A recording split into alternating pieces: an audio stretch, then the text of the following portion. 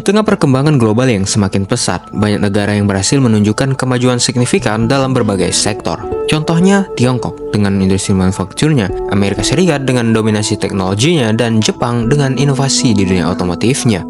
Namun, di sisi lain, ada satu negara yang memiliki semua sumber daya alam yang melimpah, bahkan menjadi salah satu penghasil produk terbesar keempat di dunia, tapi justru masih menghadapi tantangan besar untuk menjadi negara maju.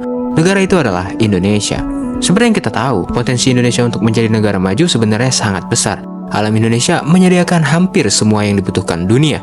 Kita punya nikel untuk bahan baku baterai mobil listrik, emas untuk cadangan kekayaan, biji kopi berkualitas, dan ribuan pulau terpencil yang berpotensi menjadi destinasi wisata kelas dunia.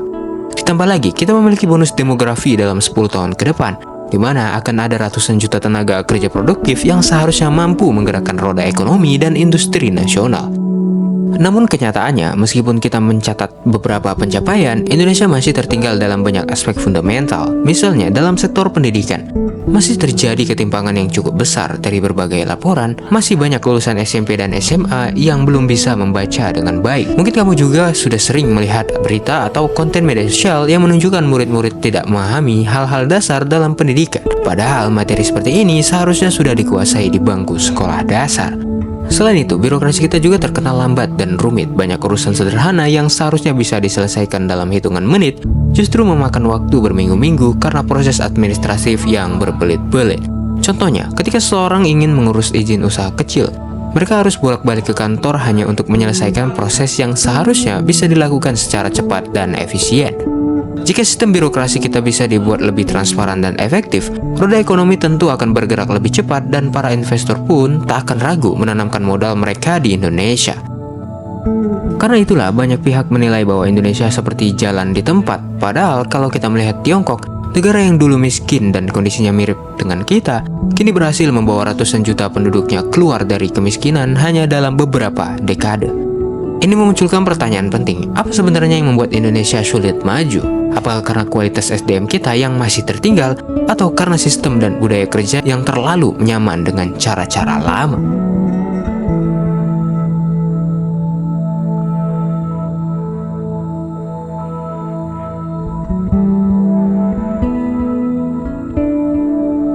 Di Indonesia, masih tertanam pola pikir irasional yang menghambat kemajuan bangsa. Kita masih mudah mempercayai hal-hal mistis. Contohnya, jika ada kejadian yang tidak bisa dijelaskan secara logika, masyarakat cenderung langsung menghubungkannya dengan hal gaib atau perbuatan makhluk halus. Padahal setiap fenomena bisa dijelaskan secara ilmiah.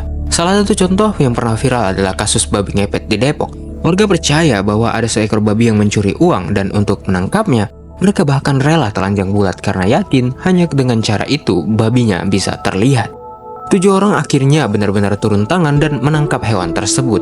Namun setelah diselidiki, ternyata itu hanya hoaks. Polisi menemukan bahwa hewan itu hanyalah babi biasa yang dibeli secara online seharga 900.000. Dan cerita tersebut hanyalah akal-akalan seorang ustadz bernama Adam Ibrahim dan 6 orang lainnya untuk menarik perhatian.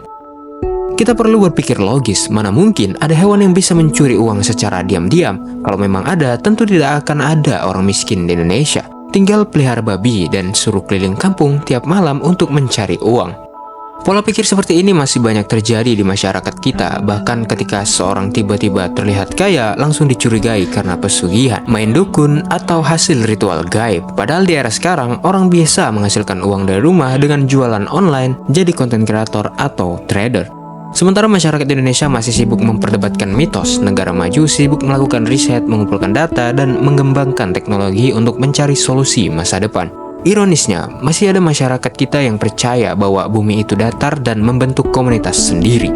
Padahal di saat yang sama, perusahaan seperti SpaceX sudah bolak-balik mengirim roket ke luar angkasa dan bahkan menyiapkan misi ke Mars. Begitu pula dalam hal kesehatan, masih banyak orang Indonesia yang lebih memilih pergi ke dukun ketimbang ke dokter.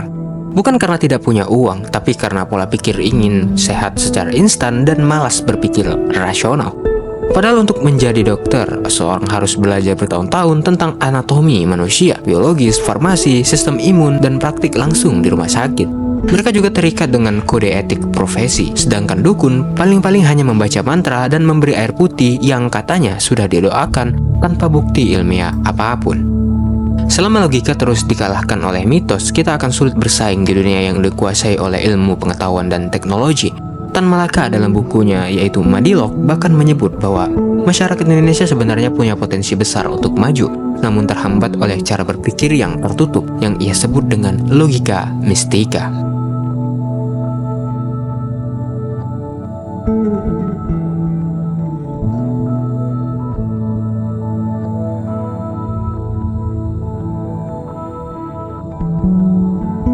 Selain budaya irasional, faktor lain yang membuat Indonesia sulit maju adalah pola pikir masyarakat yang cenderung sempit dan malas berpikir jangka panjang. Sejak kecil, kita terbiasa dibesarkan dalam lingkungan yang suka membandingkan identitas kelompok, suku mana yang paling sopan, bahasa siapa yang paling halus, atau agama siapa yang paling benar. Kebiasaan ini membuat kita merasa kelompok kita paling benar dan kelompok lain salah hanya karena perbedaan. Padahal, jika ingin menjadi negara maju, kuncinya adalah kolaborasi. Tidak mungkin peneliti-peneliti hebat di luar negeri enggan bekerja sama hanya karena perbedaan keyakinan atau asal daerah. Sayangnya, sejak kecil, kita juga terlalu banyak terpapar tontonan dan media yang tidak semuanya mendidik.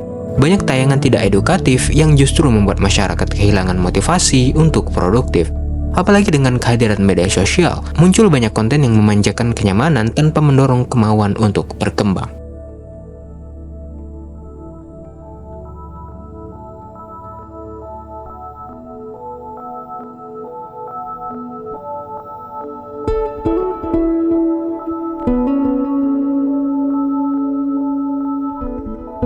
Memang, pembahasan kali ini lebih banyak menyoroti pola pikir masyarakat daripada membahas soal sumber daya alam atau potensi kekayaan Indonesia. Namun jika ditarik benang merahnya, sebenarnya bukan tidak mungkin Indonesia menjadi negara maju. Kita punya segalanya, sumber daya alam yang melimpah, bonus demografi yang akan mencapai puncak, dan potensi ekonomi yang besar. Tapi yang sering menjadi penghambat justru perilaku kita sendiri, yang terlalu mementingkan kesenangan jangka pendek dan malas berpikir kritis. Dari sini terlihat bahwa pendidikan di Indonesia sangat mendesak untuk diperbaiki. Karena jika momentum bonus demografi ini tidak dimanfaatkan dengan baik, maka potensi besar itu hanya akan menjadi angan-angan.